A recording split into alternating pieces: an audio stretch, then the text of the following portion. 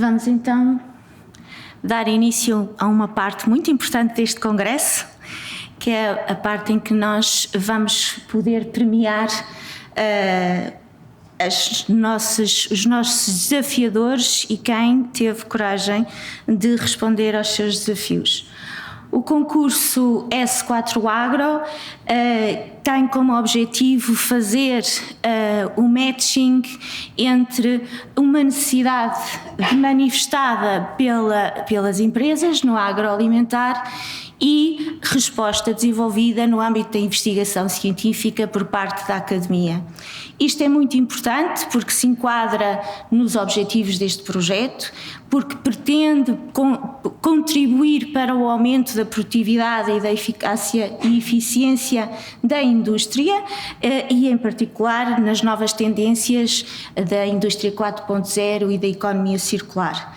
Como sabem, o nosso projeto tem 4 áreas da sustentabilidade e foi nesse âmbito destas 4 áreas de sustentabilidade de recursos, de ambiente, económico e de cibersegurança que foi desenvolvido a ideia do concurso. E porquê que nós também fizemos isso? Porque reparámos que havia uma necessidade de promover a inovação com uma maior proximidade ao tecido empresarial. Porquê? Porque vocês conseguem perceber através deste slide que a distribuição dos fundos estruturais no agroalimentar acontece só no valor de 8,82% dos fundos estruturais. E também se percebe que a grande maioria dos fundos estruturais se localizam em empresas na zona do litoral.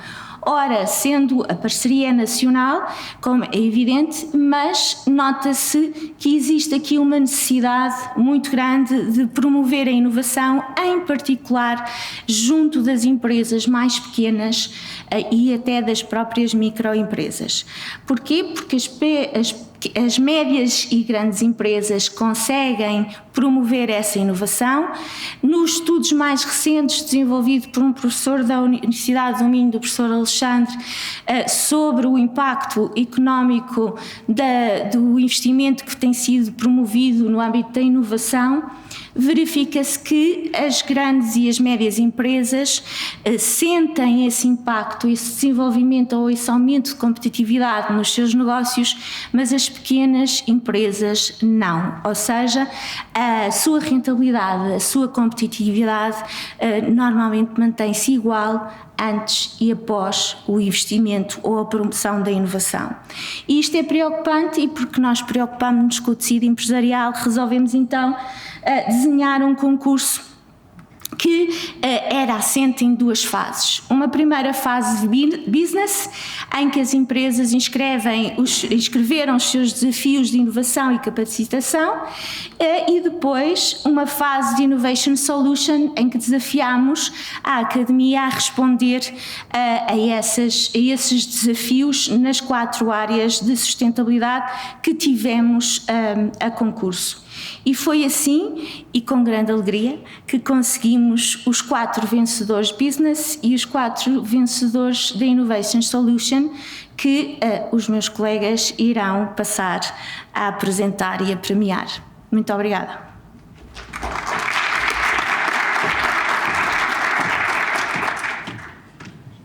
Para a apresentação das empresas e entrega de prémios, chamamos ao palco a professora Paula Coutinho e o professor Maximiano Ribeiro, do Instituto Politécnico da Guarda.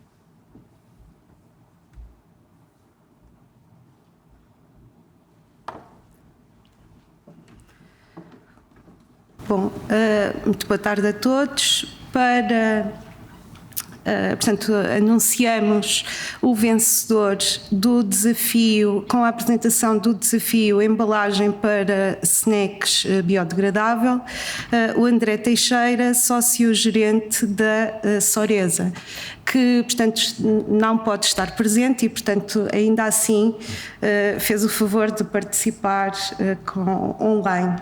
Vamos entregar o prémio, pelo menos mostrá-lo, e depois faremos chegar fisicamente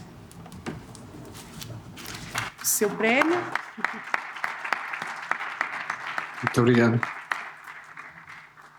Já me estão a ouvir? Sim, por favor, quando quiser. Ótimo. Pronto, eu antes de mais queria pedir imensa desculpa de não poder estar presente, porque teria sido um prazer enorme. Mas no último dia, como tenho um bebê recém-nascido, ele ficou bastante doente e eu também passei a noite bastante mal, portanto achei que não seria muito conveniente fazer a viagem.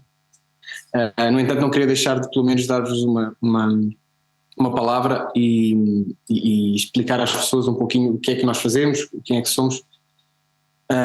Estão-me a ouvir bem? Ótimo. Então, eu tentei criar aqui uns fundos para que pudessem pelo menos perceber em que ramo é que nós nos mexemos. A Soresa é uma empresa que foi criada em 2015. Nós estamos situados no Nordeste Transmontano, portanto mesmo na zona central de Trás-os-Montes, perto de Chaves, de Alpassos, numa zona em que o que primordialmente se faz aqui é agricultura, ainda que nós parecíamos que a agricultura não era... os nossos produtos eram intrinsecamente bons, mas achávamos que a valorização que tinham não era a devida.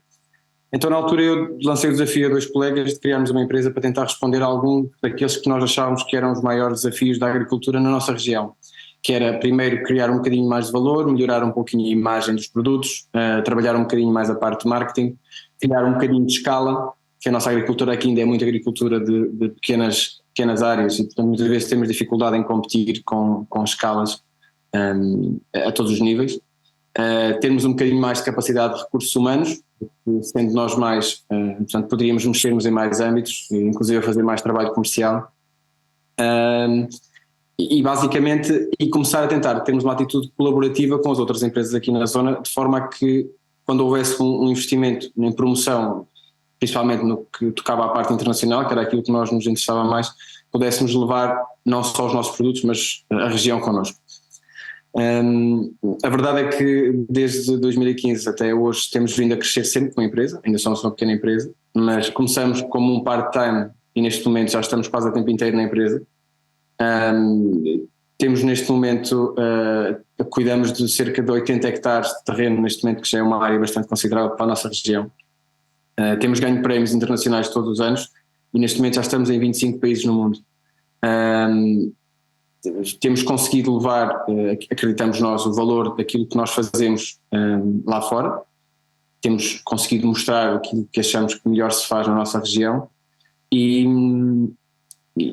achamos que tem sido um percurso bem interessante, pese embora estes últimos anos tenham sido anos complicados, seja com pandemias, com guerras agora, portanto, com tudo o que foi acontecendo, mas nós conseguimos sempre ir nos mantendo e inclusive a crescer pouco a pouco. O desafio que na altura nós respondemos ou criamos tem a ver com uma das problemáticas que mais nos faz aqui preocupação, que tem a ver com a sustentabilidade, que é um dos pilares grandes daquilo que nós fazemos. E nós temos tido alguns cuidados a esse nível, desde participarmos em projetos em que conseguimos ter, por exemplo, há um projeto em que participamos que faz transporte de mercadorias ou de produtos agrícolas para a Europa do Norte apenas através da força do vento, por barcos antigos, portanto sem combustíveis fósseis, desde, por exemplo, nas embalagens secundárias conseguirmos eliminar completamente os plásticos, desenhando novas embalagens que são montadas completamente por nós. E na altura estávamos nós já a pensar, queríamos criar um snack à volta ou da azeitona ou da castanha, que são os produtos, basicamente nós trabalhamos tudo aquilo que produzimos. Neste momento já não chega àquilo que produzimos e acabamos por ter que comprar na região, mas na altura já estávamos a ponderar criar um snack à volta da azeitona ou da amêndoa, e a questão da embalagem era um problema para nós.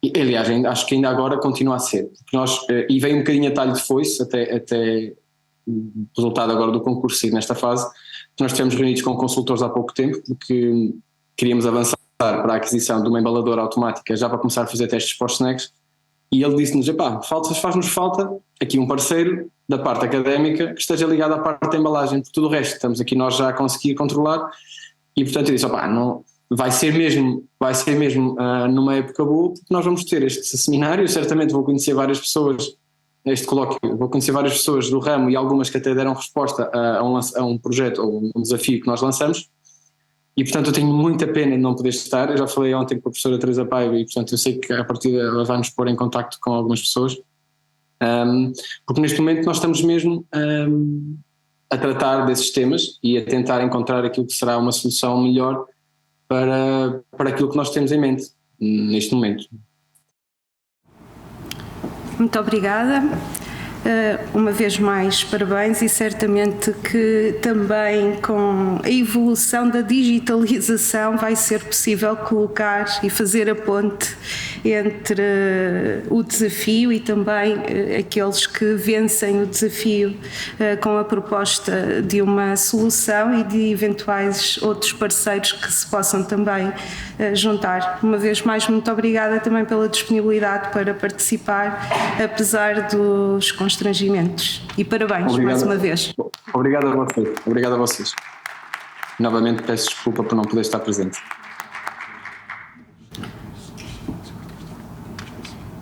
Bom, com o segundo desafio, Sistema Autónomo para a Monitorização de Insetos, vencedor Luís Filipe Sobreiro, sócio fundador da Space Value Unipessoal Limitada. Prémio.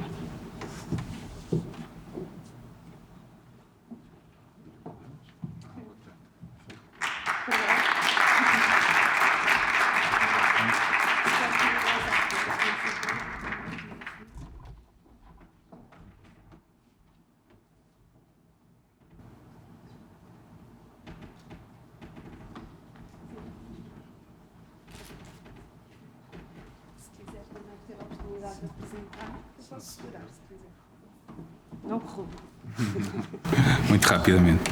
Muito boa tarde. Meu nome é Luís Sobreiro, sou sócio-gerente da Space Value Unipessoal Limitada, que é uma microempresa de Viana do Castelo.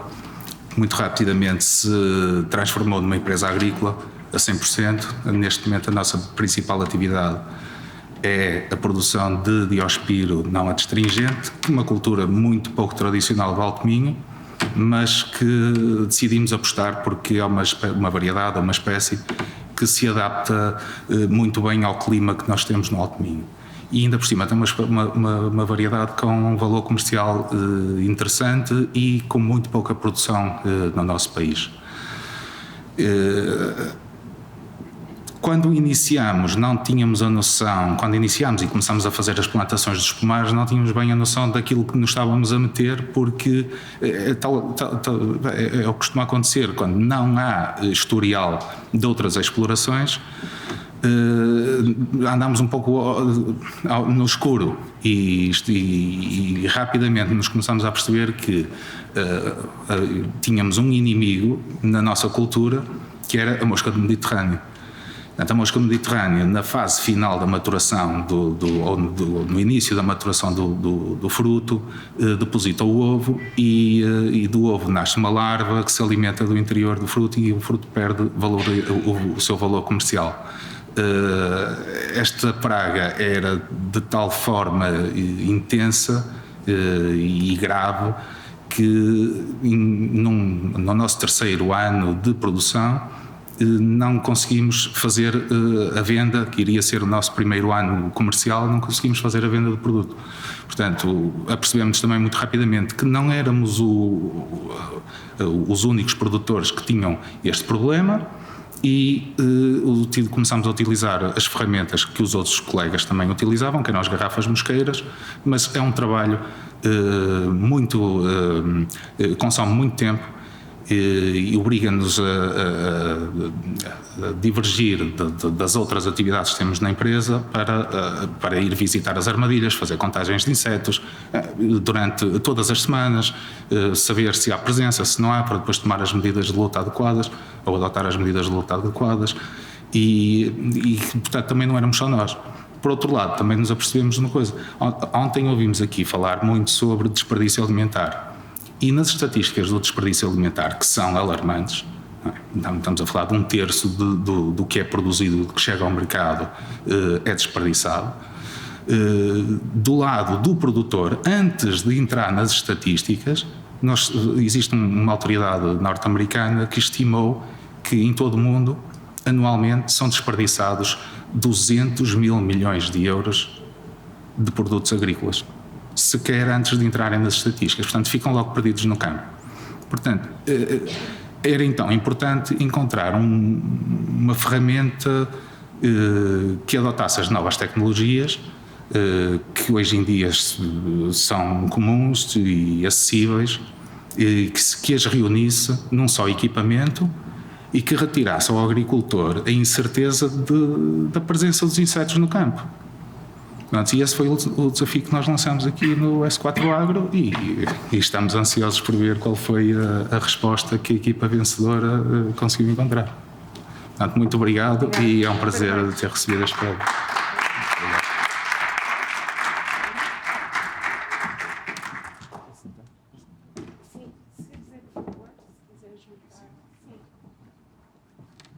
Depois terá mais companhia.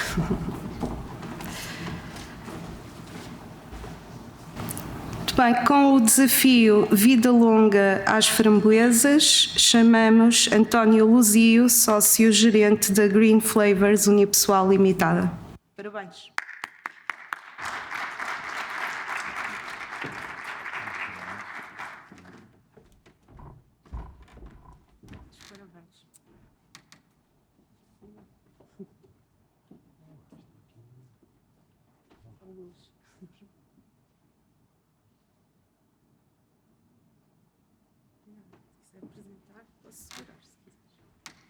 Obrigado.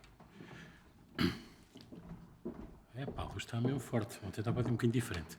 Bem, muito boa tarde a todos. Uma pequena apresentação. Já ontem fizemos a apresentação da Green Flavors, não vou estar a amassar-vos com a apresentação. O desafio é Vida Longa às Framboesas.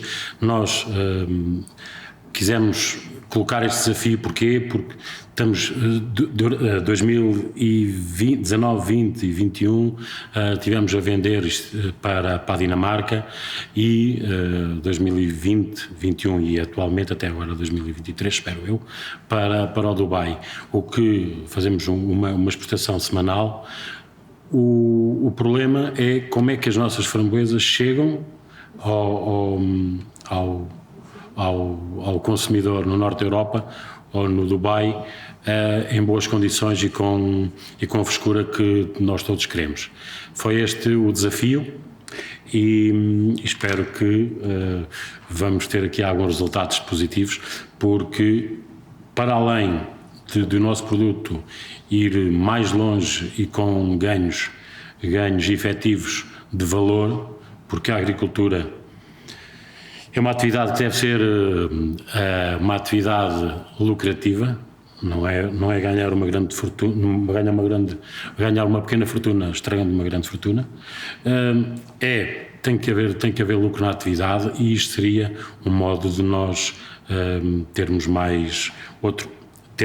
outros mercados, termos outra rentabilidade nos nossos produtos. Quero agradecer a todos os envolvidos, ao Politécnico da Guarda, que foi sem dúvida uma experiência fantástica, porque trabalhar com investigadores, posso-vos dizer que um bocadinho crítico nesta nossa relação ensino superior, universidades, politécnicos e empresas, ficou completamente sanada esta minha preconceito. Foi muito engraçado trabalhar com jovens, estarmos online na altura que houve o problema da Covid e destas coisas todas, e acho que tiveram o prazer de visitar também a exploração, de estarmos todos juntos, e acho que se deveria repetir e deverá repetir mais estes projetos. Muito obrigado mais uma vez a todos. Obrigado.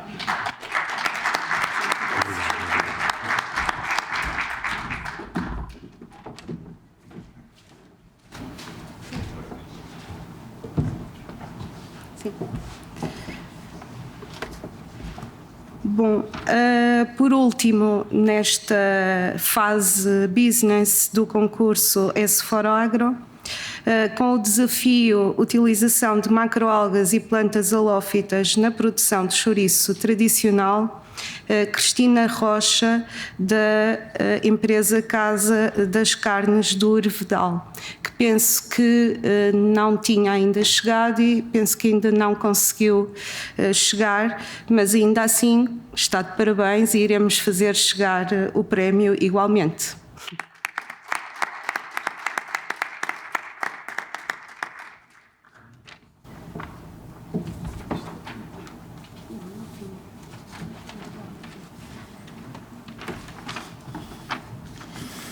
Muito boa tarde a todos. Irei então dar entrega aos prémios da Fase Innovation Solution.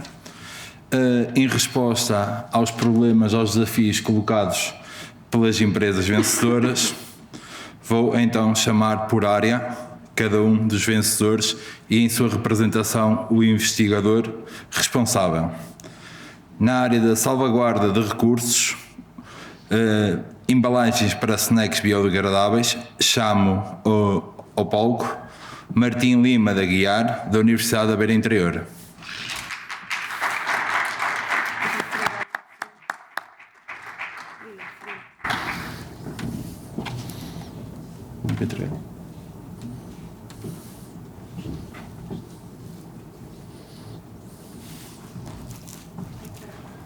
Não é para entregar? Não é para entregar?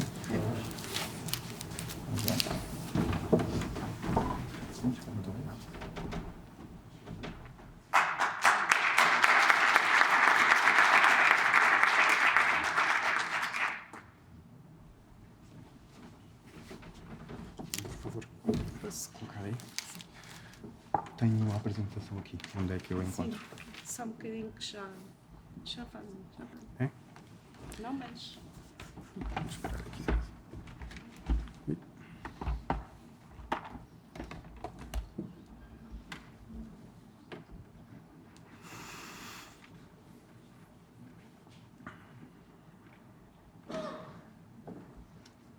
O Bruno já vem. Certo. Vou esperar aqui pela tecnologia.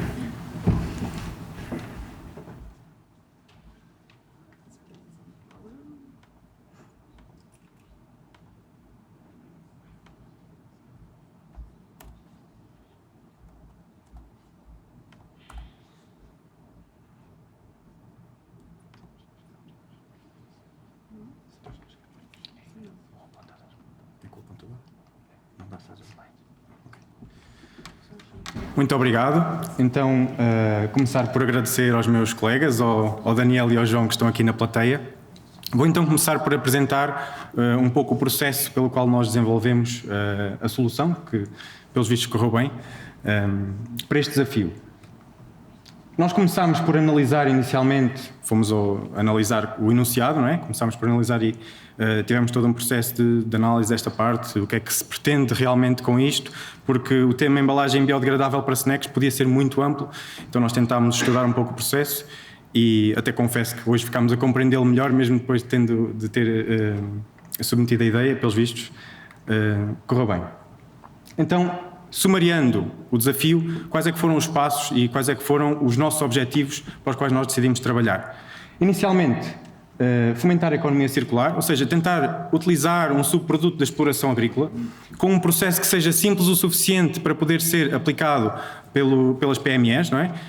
Que seja sustentável, que mantenha a função principal da embalagem primária, porque nunca podemos descurar esta função principal, e conseguir, se possível, testar o conceito, pelo menos para que depois possa ser desenvolvido mais à frente. É claro que isto temos de ter sempre em mente, que aquilo que nós estamos a apresentar é uma proposta de solução, que não quer dizer que seja 100%, vai funcionar a 100%, mas que se calhar a partir daqui pode ser um ponto de partida para fazer alguma investigação na área e conseguir desenvolver o tema.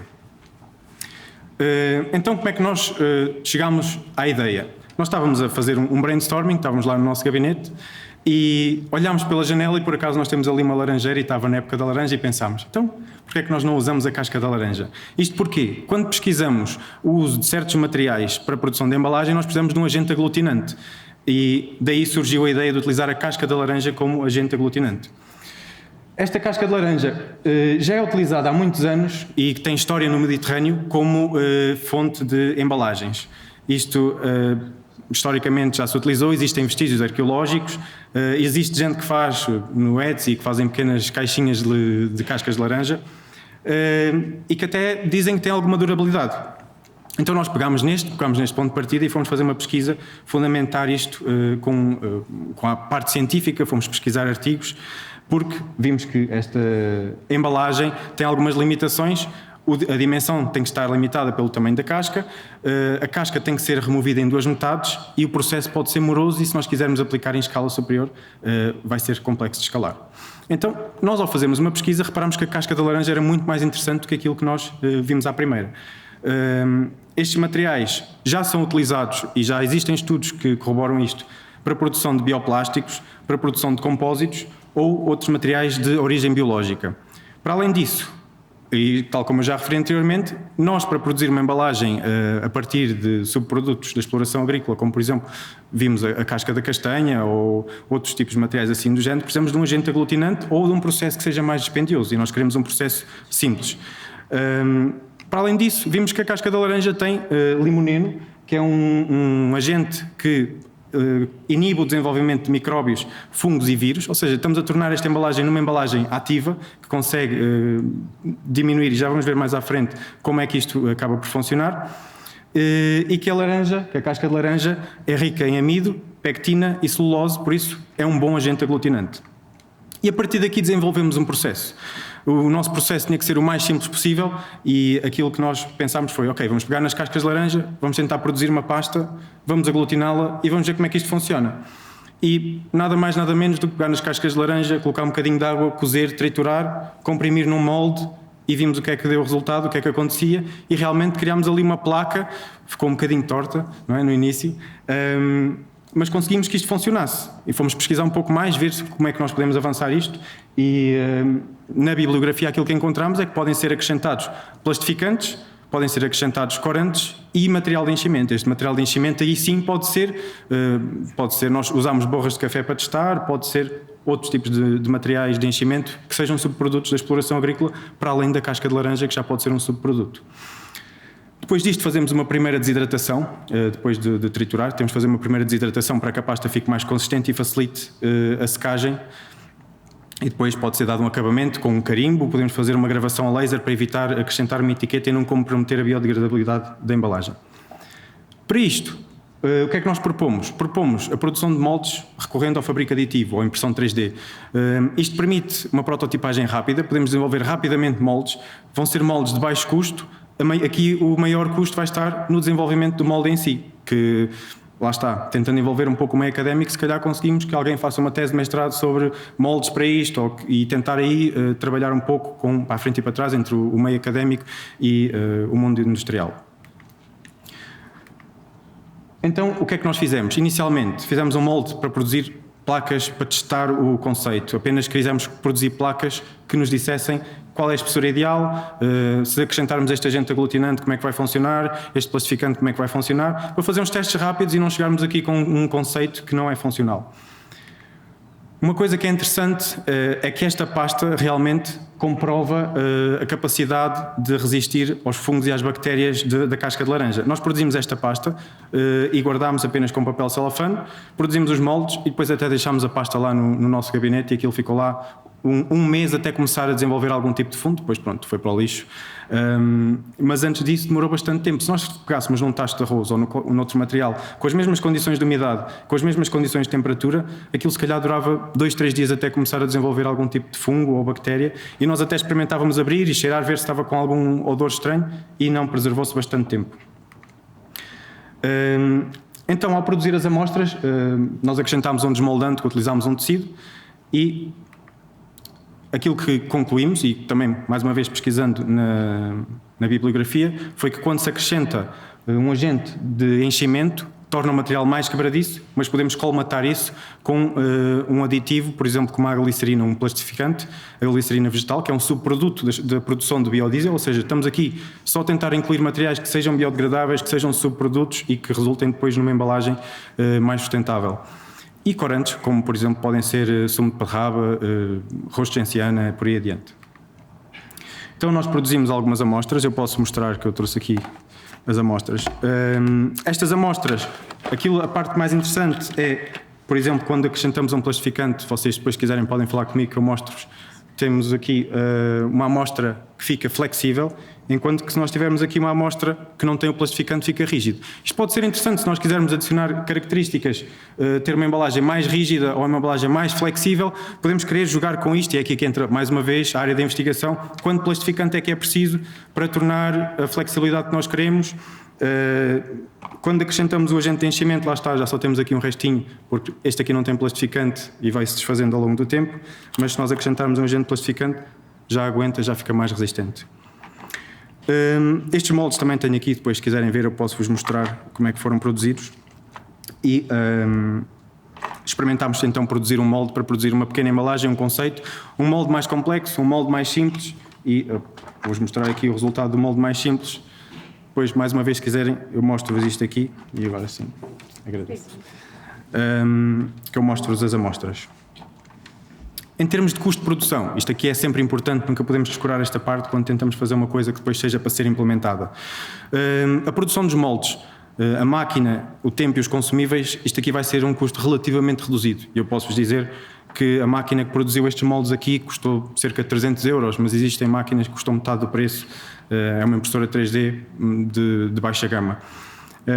O tempo e os consumíveis também estão associados ao processo de maquinação, ao processo de produção. Os consumíveis são bastante económicos quando falamos deste tipo de marcas.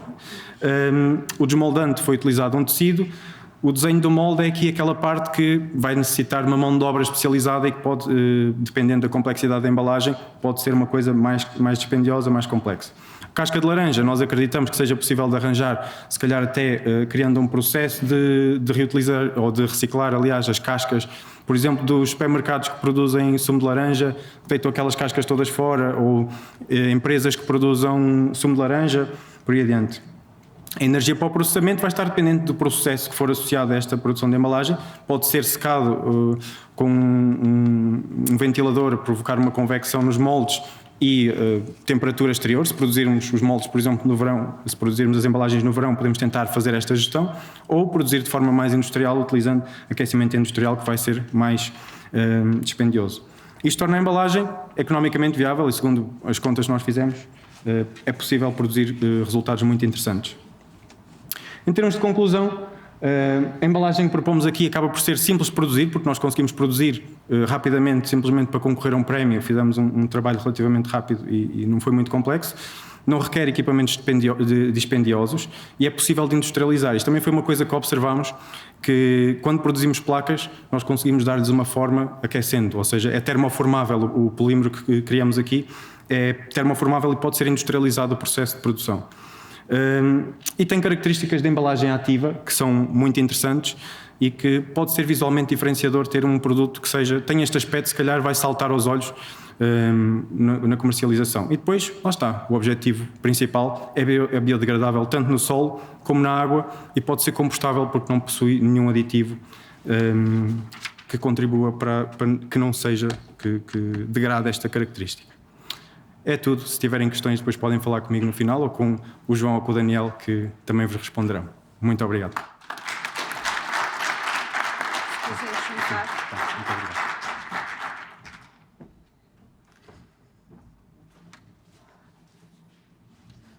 Bom, retomando a fase business e uma vez que é de facto possível entregar pessoalmente e hoje o prémio, atribuído ao desafio utilização de macroalgas e plantas halófitas na produção de chouriço tradicional, chamo Cristina Rocha, responsável ou representante da Casa das Carnes do Irvedal.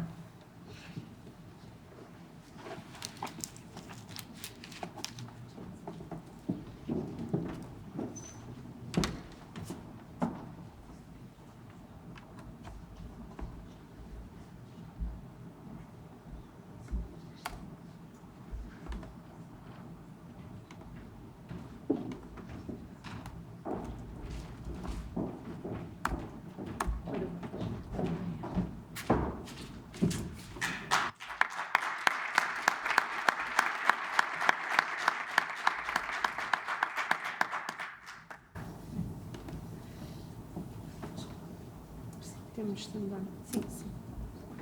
Só um minutinho. Em termos da empresa, eu é que me preparei para dizer só 2 palavras. Sim.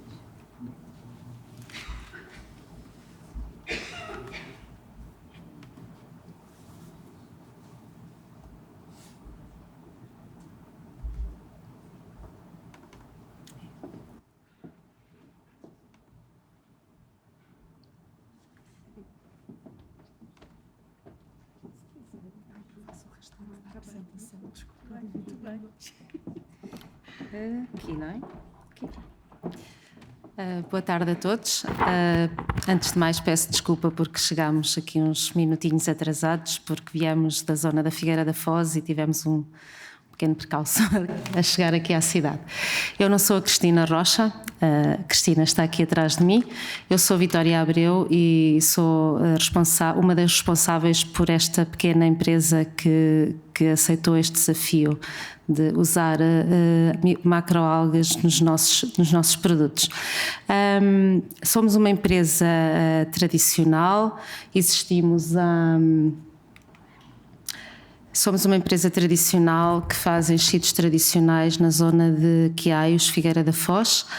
Há 3, 4 anos atrás, antes da pandemia, nós na cidade da Figueira da Foz temos um laboratório ligado a um laboratório da Universidade de Coimbra e numa conversa quase informal fomos desafiados a usar um recurso natural da nossa costa, ali da Figueira da Foz, como um substituto de alguns conservantes, de alguns aditivos que colocamos nos produtos para os tornar mais, para lhes dar tempo de prateleira.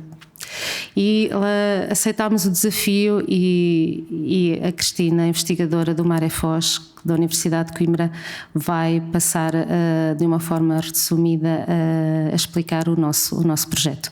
Obrigada ao Innov Cluster e ao consórcio que nos atribuiu este prémio. Muito obrigada.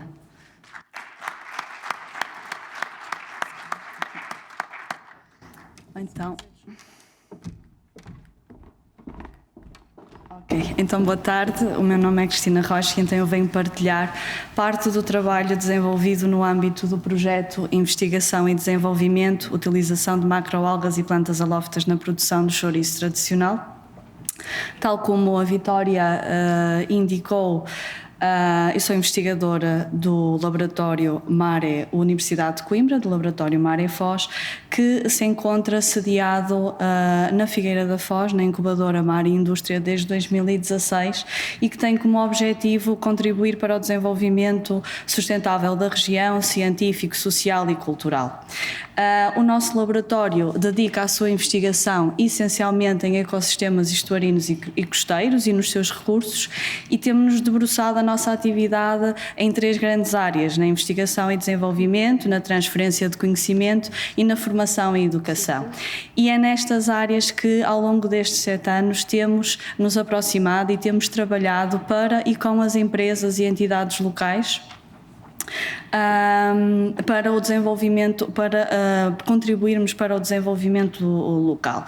E este trabalho que realizamos com a empresa Cefada é um dos projetos que temos em curso e começando desde o início, tal como a Vitória indicou, ele iniciou-se com um estágio profissionalizante da Escola Superior Agrária, que pediu o apoio do Laboratório Maré Foz, que estamos sediados na região, e a aluna que era residente na Figueira da Foz e da área da biotecnologia pretendia desenvolver um chouriço de quiaios com um menor teor de cloreto de sódio e sem os aditivos sintéticos. Esta era a ideia dela e para tal, com base na receita tradicional, a aluna desenvolveu diversos ensaios experimentais em que substituiu o sal e introduziu uma alga, a Saccharomyces pollicis, e substituiu os aditivos sintéticos por as algas Chondrus e Gracilaria gracilis, que têm propriedades aglutinantes.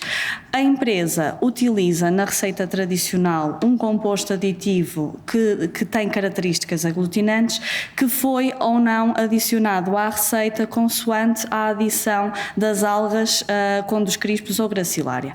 Aqui os ensaios foram realizados com algas secas e com algas frescas e após a confecção dos chouriços procedemos a uma avaliação sensorial e o que verificamos é que efetivamente estes chouriços tinham em geral um cheiro a fumeiro e um aspecto semelhante ao chouriço tradicional, mas a nível de sabor, o sabor era pouco salgado, por vezes alterado, dependendo do tipo de alga que foi adicionado. A textura também se mostrou alterada, principalmente quando não houve adição do Nifus 15, mas a adição das duas algas com propriedades aglutinantes, e quando se realizou o corte do chouriço, os pedaços de algas eram bastante visíveis.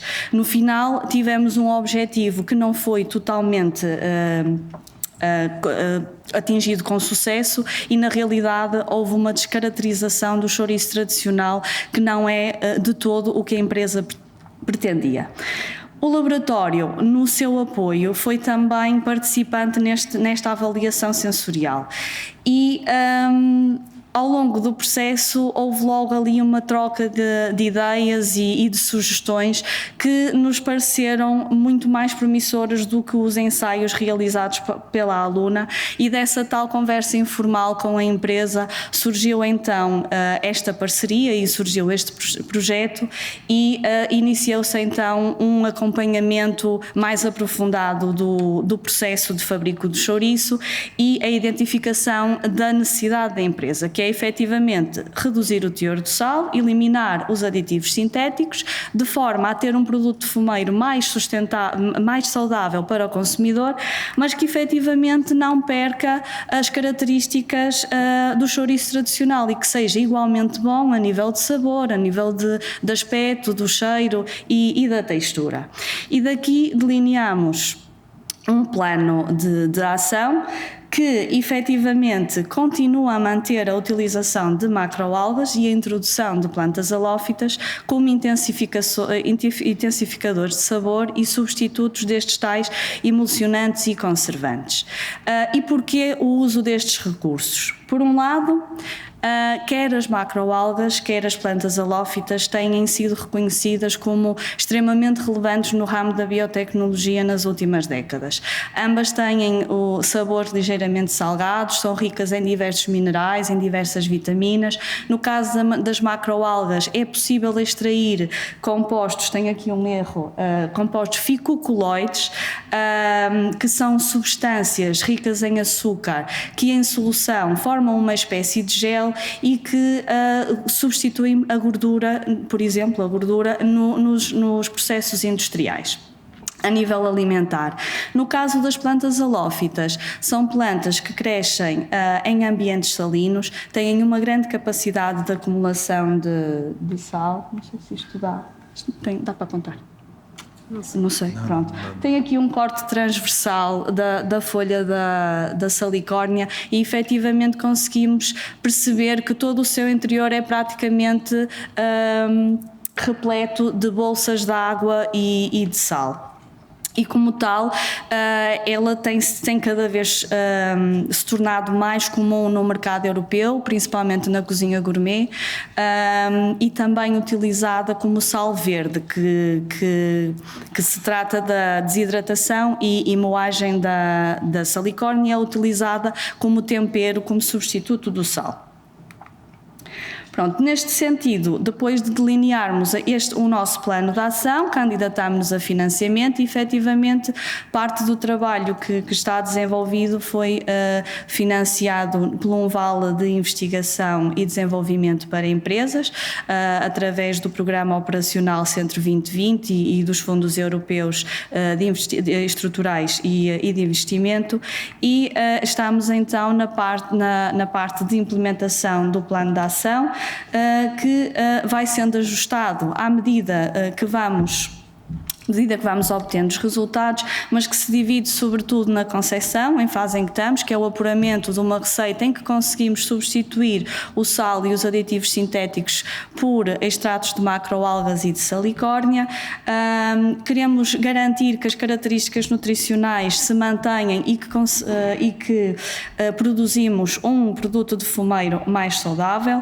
A nível de segurança alimentar, também pretendemos que, apesar desta substituição por 2 recursos naturais, temos um produto que vai ser seguro a nível alimentar e que tenha um período adequado de tempo de prateleira, e não nos podemos esquecer que efetivamente temos que avaliar a viabilidade económica de introduzir ou de substituir uns compostos por compostos mais naturais e verificar se a nível, numa escala mais alargada, se será efetivamente economicamente viável.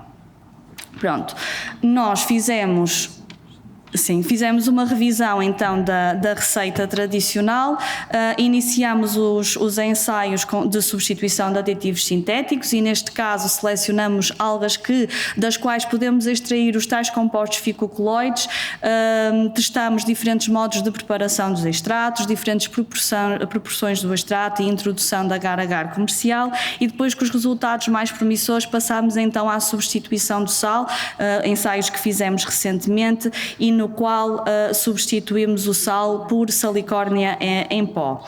Tal como disse, a empresa utiliza um aditivo com propriedades aglutinantes. Nós não adicionamos este produto apenas nos nossos chouriços controlos, que seguiam a receita tradicional à risca, e foi-nos fornecido um NIFOS 15 alterado, sem os compostos de fosfatos e de azoto.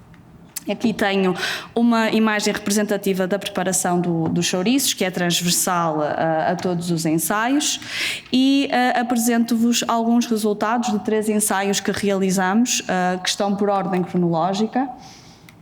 Pronto, eu agora volto para trás. E o que fomos denotando, e através também das avaliações sensoriais, verificamos que alguns extratos mantinham o aspecto e texturas semelhantes ao do chouriço tradicional, enquanto que outros levavam a alterações na cor e até do sabor do chouriço. Estas avaliações sensoriais foram importantes para nos conseguirmos descartar as fórmulas de receitas de chouriços menos apreciados e focarmos nas fórmulas de receitas de chouriços com um aspecto e características mais semelhantes ao do chouriço tradicional. Neste segundo ensaio já temos chouriços com um aspecto muito semelhante à receita tradicional, e neste último ensaio já engloba a adição da salicórnia em pó. E o que verificamos neste é que, apesar da textura, do aspecto, a nível de sabor até estar bastante semelhante, a salicórnia pó era visível. Parecia quase que se tinha adicionado à receita uma erva aromática, o que numa prova cega era um elemento diferenciador, e facilmente os provadores verificavam que aquela não seria a receita tradicional.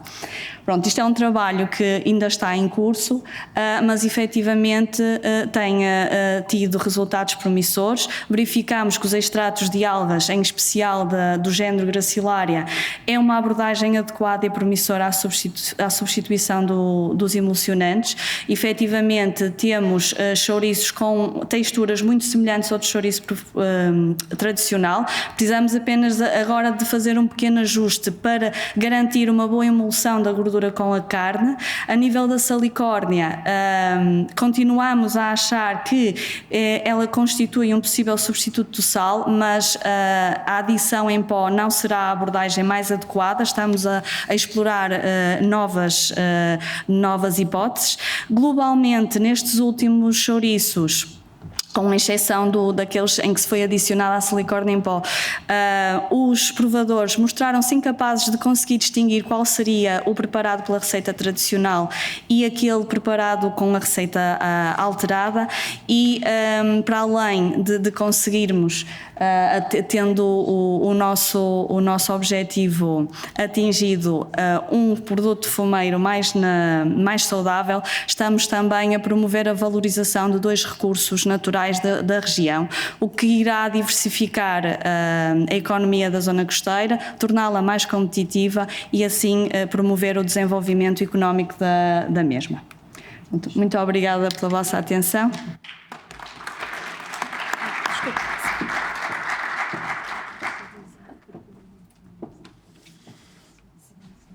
Bem,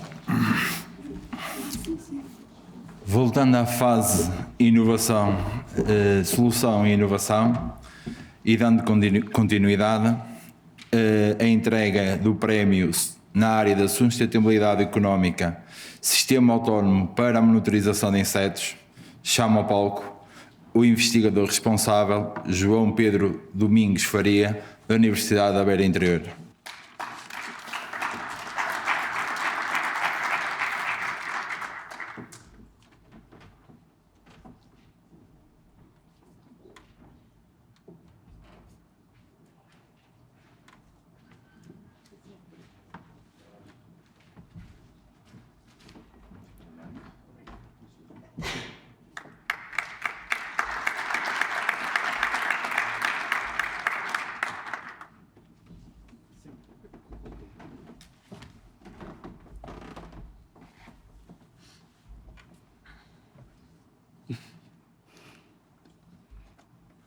Está aqui? Não. Posso ir lá buscar?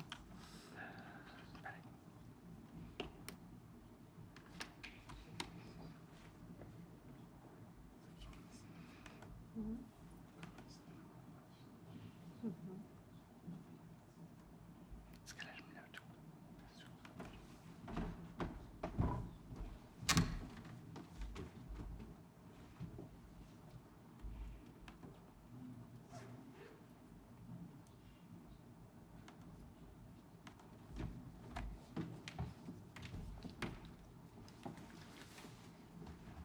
Uma pessoa prevenida nunca perde.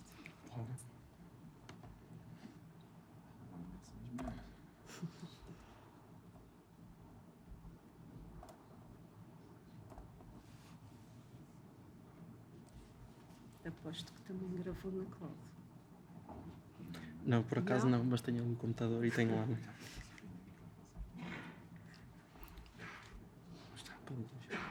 É aqui. É para a frente e para trás. Ok. Certo.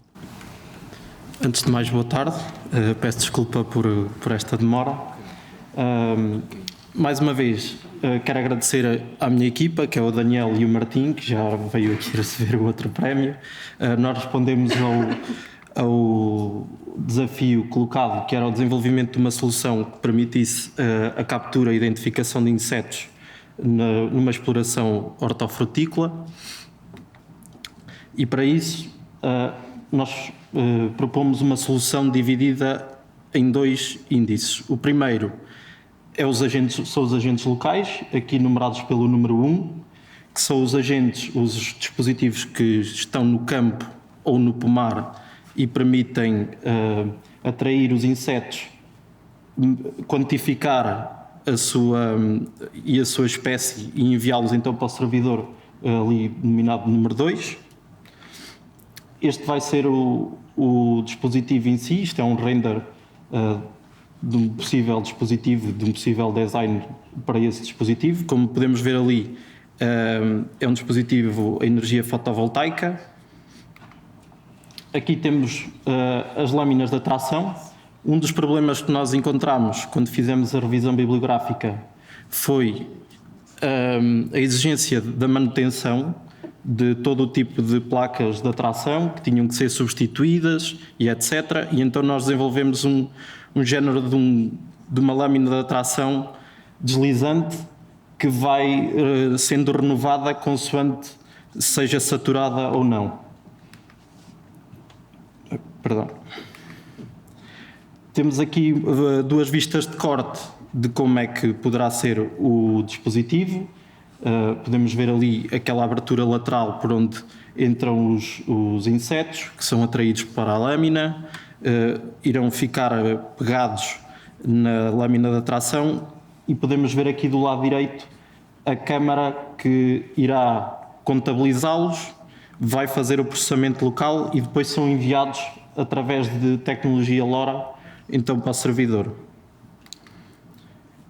Temos aqui um pequeno desenhos de corte também, quais é que são os componentes, não vou estar a entrar em detalhes, depois se quiserem estejam à vontade para questionar ou para enviarmos o anexo técnico, que nós temos um anexo técnico redigido acerca disto e poderemos facultá-lo.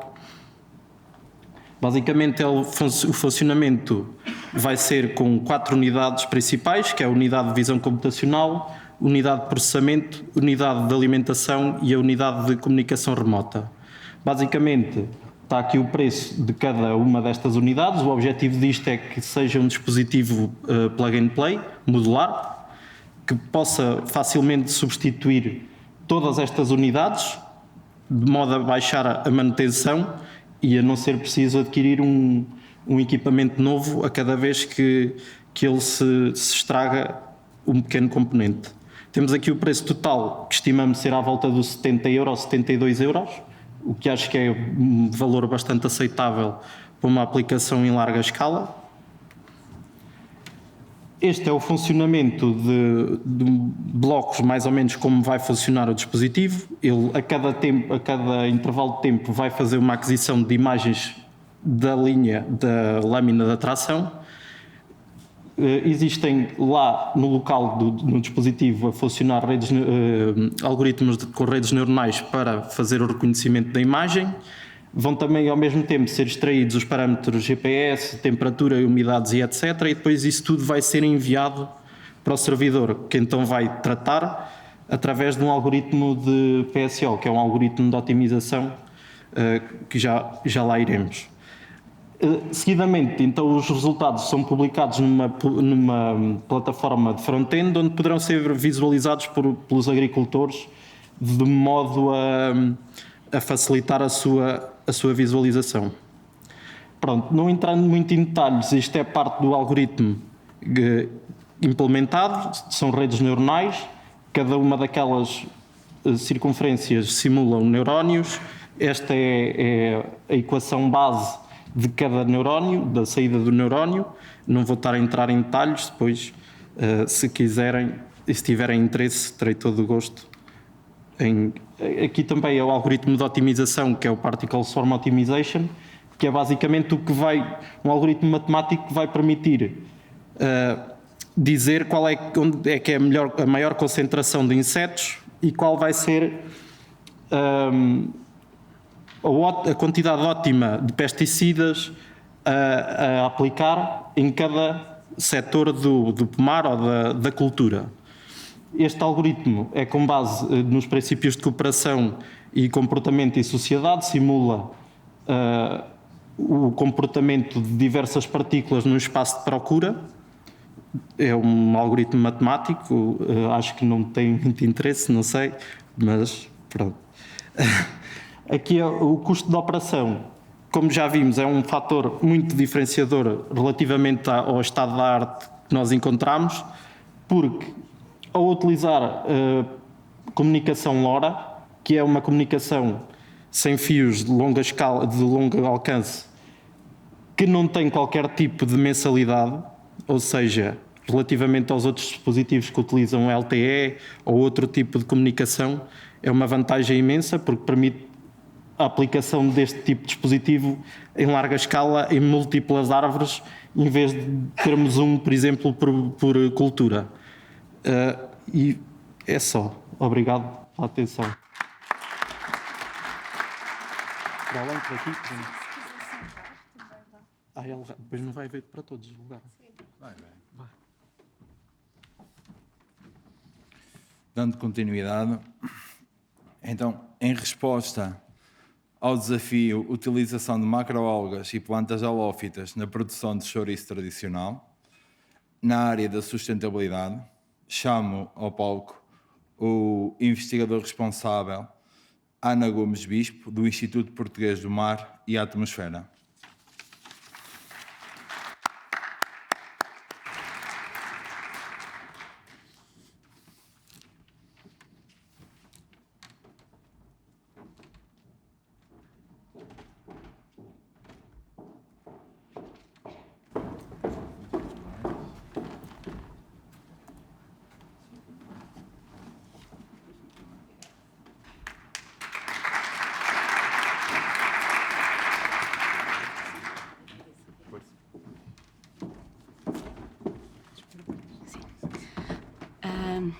Olá, muito boa tarde. Em primeiro lugar, eu gostaria de agradecer ao projeto S4 Agro o facto de nos terem proporcionado esta distinção com este prémio. De facto, ficámos muito contentes e muito alegres com esta distinção. E assim, em representação da minha equipa, constituída pela Joaquina Pinheiro ali na audiência, mas também pelo Dr. Rui Ganhão e a Dra. Narcisa Bandarra, eu venho então apresentar a nossa proposta para o desafio lançado pela empresa produtora para a utilização de macroalgas e plantas halófitas na produção de chouriço de carne tradicional. Assim, eu coloquei aqui um slide breve de introdução, só para contextualizar, embora já se tenha falado muito aqui na questão das macroalgas e o porquê e a importância das macroalgas, que embora não sejam muito utilizadas, não tenham uma grande história de utilização na nossa cultura, já são há muito tempo utilizadas pelos povos asiáticos e, de resto, não só na indústria alimentar, mas com uma multiplicidade de outras aplicações, desde biorremediação, fertilizantes, medicina, cosméticos. Na indústria alimentar têm grandes vantagens porque contêm biomoléculas e compostos bioativos muito importantes com benefícios para a saúde dos consumidores.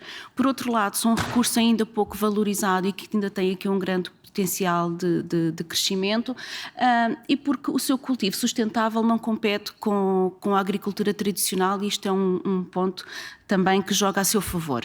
Em termos de classificação geral, as macroalgas, só para contextualizar também, dividem-se em 3 grandes grupos, as algas castanhas, as verdes e as vermelhas, e coloquei aqui também alguns exemplos de algas que já estão disponíveis no nosso mercado e que já são também bastante utilizadas por nós. E, portanto, em particular, este desafio lançado pela empresa dizia respeito à formulação de um produto, de um chouriço tradicional, no fundo, a formulação de um produto funcional em que utilizássemos as macroalgas e as plantas halófitas e já existentes e que proliferassem naturalmente no estuário do Mondego, utilizar então essas algas e plantas halófitas como intensificadores de sabores, também como em substituição da utilização de emulsionantes como os fosfatos e beneficiando a saúde do consumidor. E de facto, quando nós olhamos para este desafio, claro, tivemos o cuidado de responder a todos estes requisitos que a empresa nos colocou, mas pensámos ir um pouco mais além. E nesse conceito pensámos também na remoção dos nitritos e nitratos, da formulação de enchido e também olhar para este produto e torná-lo de alguma forma um pouco mais sustentável, que vou desenvolver um pouco mais à frente. Então, neste contexto, a nossa proposta considerou a combinação de várias espécies de macroalgas e plantas halófitas naturalmente idíveis para serem utilizadas na formulação deste chouriço de carne tradicional. E aqui tivemos a preocupação de selecionar as espécies em função do papel que queríamos que elas desenvolvessem no nosso produto. Assim, as plantas halófitas naturalmente ficaram responsáveis, entre aspas, pela redução do teor de sal, enquanto as macroalgas aqui teriam um papel ao nível da textura, na substituição dos tais aditivos emulsionantes, na questão da cor e na preservação do produto, enquanto antioxidantes, mas também com alguma atividade antimicrobiana, mas também com os compostos bioativos que são benéficos então para a saúde dos consumidores. Então, neste mix de plantas halófitas e macroalgas, nós selecionamos duas plantas halófitas, naturalmente, mais uma vez reforço, presentes no estuário do Mondego, que era aquilo que se pretendia, a Salicornia ramosíssima e a Sarcocórnia perennis. No campo das macroalgas, selecionamos a Fucus vesiculosus, que é uma alga castanha, a Ulva, que é uma alga verde, e a Gracilaria gracilis, que é uma macroalga vermelha. Então, a escolha destas espécies baseou-se numa identificação daquilo que nós pretendíamos, no fundo, que conferissem ao produto. E aqui identificámos, no fundo, dois grandes grupos que nos pareceram que poderiam ser bastante benéficos para a formulação. Por um lado, os carotenoides, porque têm uma função muito importante ao nível da cor e na preservação do produto enquanto antioxidantes. É o caso, por exemplo, da fucoxantina, que está presente nas algas castanhas, e também do beta-caroteno e da astaxantina, que estão presentes na gracilária, mas também porque eles são muito benéficos para a saúde dos consumidores, não só como antioxidantes, mas com um elevado potencial anticancerígeno, anti-inflamatório, anti-hipercolesterolémico, e portanto pareceu-nos muito interessante colocarmos algas ricas nestes compostos. Por outro lado, no campo dos polissacáridos, consideramos que, por exemplo, o fucoidano na Fucus vesiculosus poderia ter aqui algum potencial antimicrobiano, da mesma maneira que o agar e o carrageenano, que estão presentes tanto na gracilária como na ulva, que poderiam ser interessantes no sentido de compensarem esta não adição dos fosfatos e, portanto, fazerem aqui a ligação dos pedaços de carne e de gordura para ficarem numa estrutura mais homogénea e ainda assim suculenta. E, portanto, um dos campos da nossa proposta à qual tivemos que responder foi o que é que considerávamos de inovador na solução na nossa proposta. Aqui pareceu-nos que seria importante, como disse há pouco, a eliminação dos nitritos e nitratos. Porquê? Porque sabemos que são geradores neste tipo de produtos, podem ser precursores da formação de nitrosaminas, que são naturalmente compostos cancerígenos, e portanto já aqui estávamos a retirar algum risco do desenvolvimento de tumores, que aliás a população em geral tem sempre muito esta percepção que este tipo de produtos são perigosos nesse sentido, mas também pela incorporação dos tais bioativos que eu já falei, da fucoxantina, do fucoidano e por aí em diante.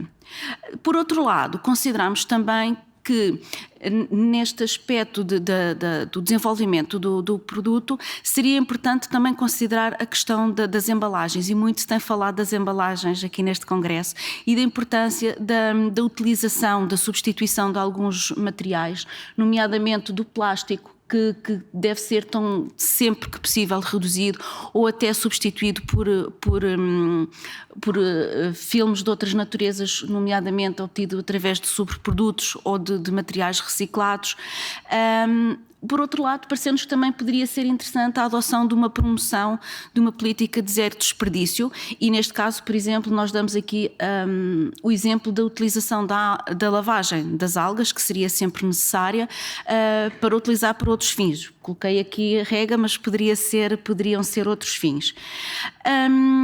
Em termos da capacidade de integração de valor deste produto no mercado, quais é que nós consideramos que seriam as mais-valias? Desde logo, seria um alimento funcional, livre de aditivos sintéticos, e logo aqui abarcava a possibilidade de ser adquirido por consumidores que privilegiam alimentos cada vez menos processados, que entram no conceito do clean label também, portanto, porque estão completamente livres de aditivos sintéticos, e pareceu-nos que também teríamos aqui um nicho de mercado que são, por exemplo, os seguidores da dieta paleo, que no fundo são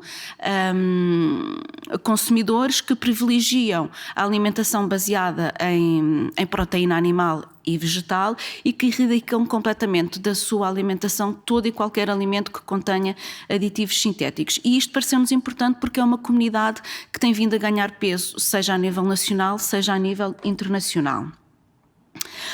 Por outro lado, lançámos também aqui o desafio e abrimos a porta, se calhar, também um bocadinho à concepção do produto com uma abordagem mais alargada, no sentido de tentarmos otimizar o processo no sentido de reduzir o desperdício alimentar, olhar também para as embalagens e ver, como dizia há pouco, onde é que poderíamos minimizar os recursos, e por outro lado pareceu-nos que este conjunto de práticas poderiam ser uma oportunidade para a empresa publicitar, nomeadamente na sua embalagem, este seu compromisso com um futuro mais sustentável, mais verde, e portanto alinhar também este produto um bocadinho com esse conceito.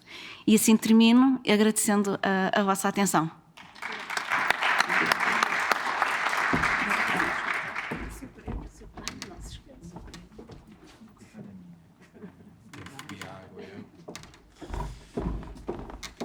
Bem, na área da sustentabilidade ambiental, ao desafio Vida Longa às Framboesas, chamamos ao palco então o responsável da equipa vencedora, a Andreia Miranda, do Instituto Politécnico de Leiria.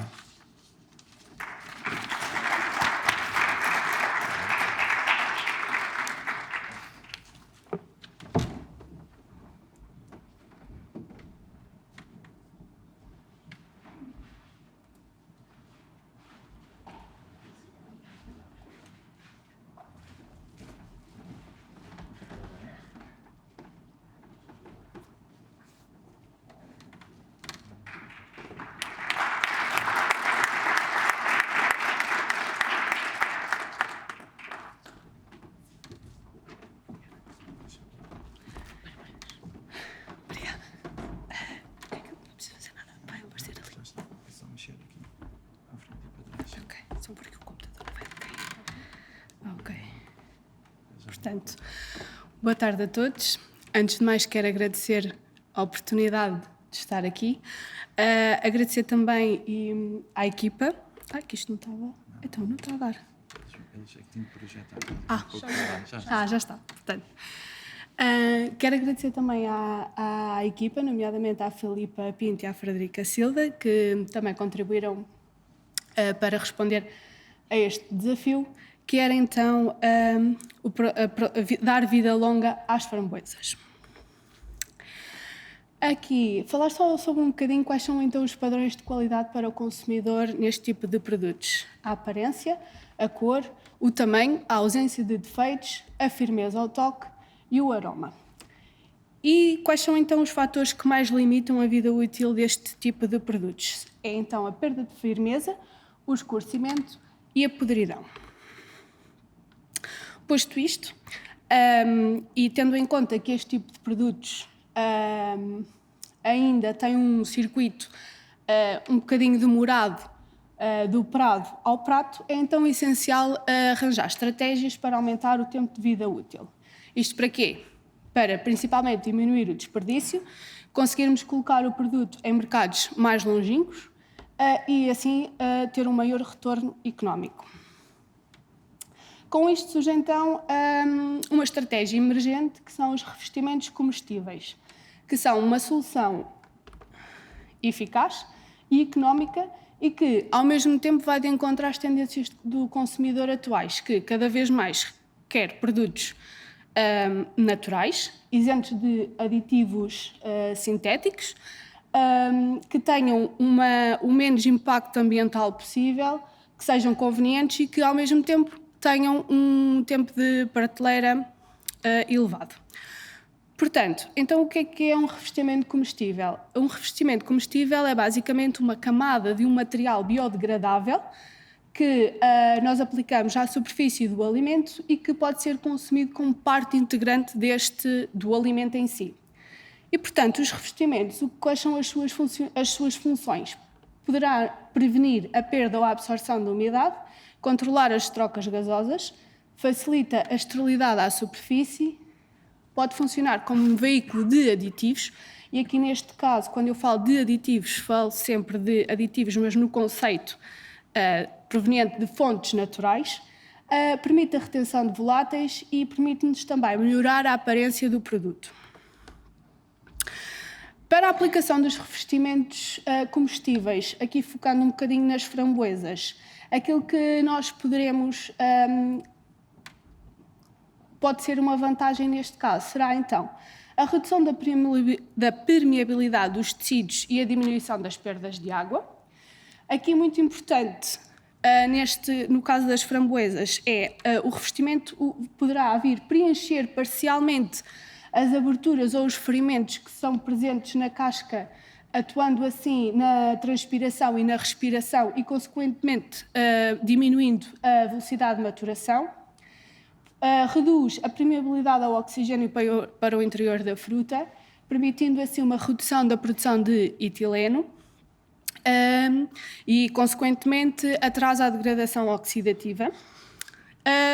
Permite ainda a diminuição de alterações na cor, devido à degradação da clorofila que pode ser acelerada na presença de oxidantes e, por fim, vai prevenir a contaminação de micro-organismos. Isto porquê? Porque não posso afastar muito.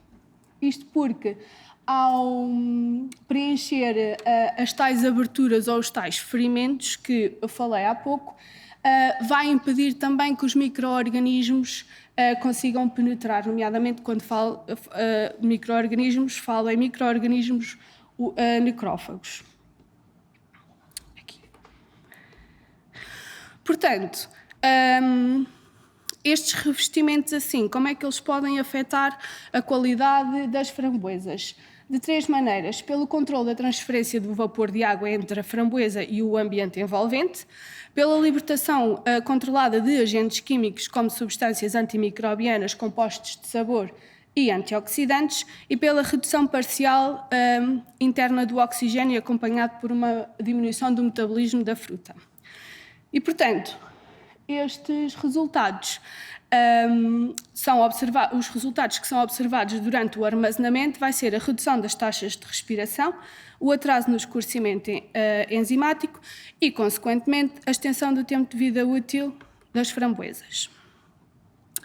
Estes revestimentos têm a possibilidade de incorporarmos compostos bioativos que vão poder melhorar a funcionalidade do revestimento em si e, consequentemente, então, aumentar o tempo de vida útil e a estabilidade e segurança dos produtos que trabalhamos.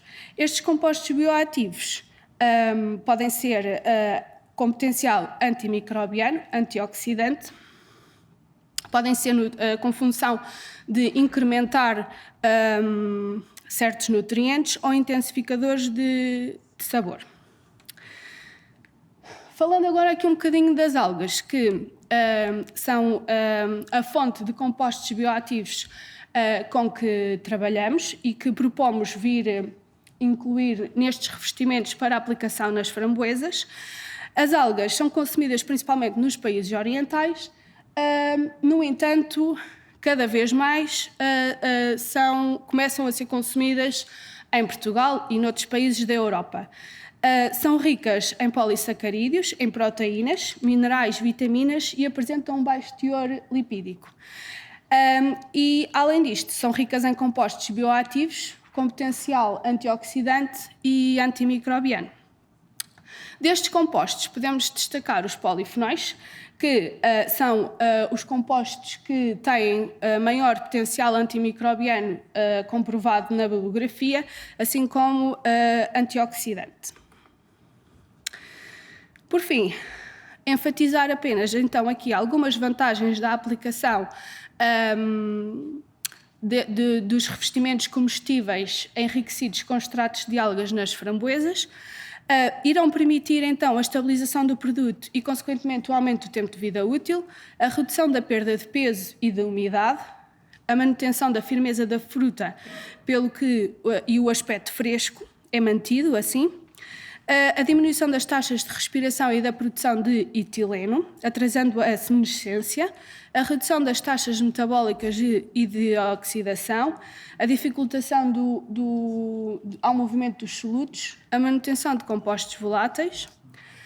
Terá uma ação de barreira contra as trocas gasosas, nomeadamente o vapor d'água e o oxigênio, proteção das frutas contra lesões e desordens que são causadas pela refrigeração e o armazenamento, a melhoria na aparência externa das frutas como resultado de um brilho adicional na superfície do produto e a incorporação de compostos bioativos, nomeadamente com capacidade antioxidante e antimicrobiana, vão melhorar a qualidade e a segurança do produto. E por fim, e não menos importante, que vai aqui de encontro com a temática da sustentabilidade, a redução e a utilização de materiais de embalagem sintéticos, porque, por um lado, o revestimento, ao ser de material biodegradável e ao ser ingerido juntamente com o alimento, temos aqui, então, esta substituição das embalagens sintéticas.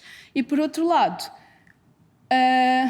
poderão ser reaproveitados subprodutos, nomeadamente da indústria alimentar, para formular estes revestimentos. Por fim, falando aqui ainda numa questão que tem a ver com a legislação e que pensamos que também é uma grande vantagem nesta área, que é o facto de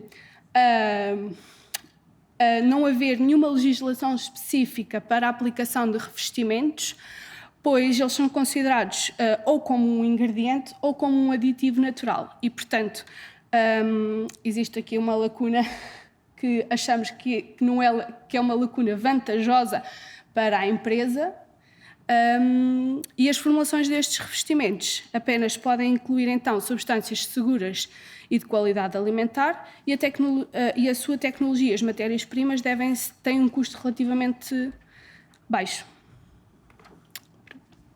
Obrigada.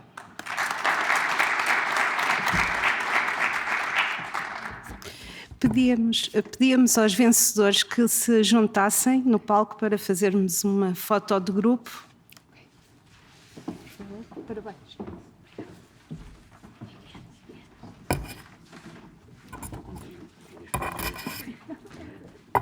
Bom, então, terminando,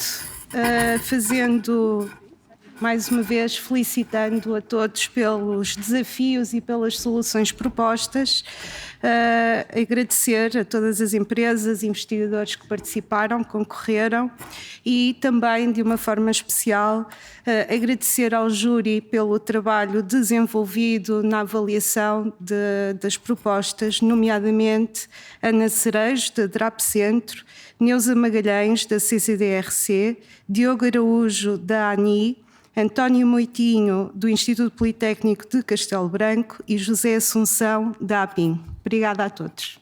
Parabéns.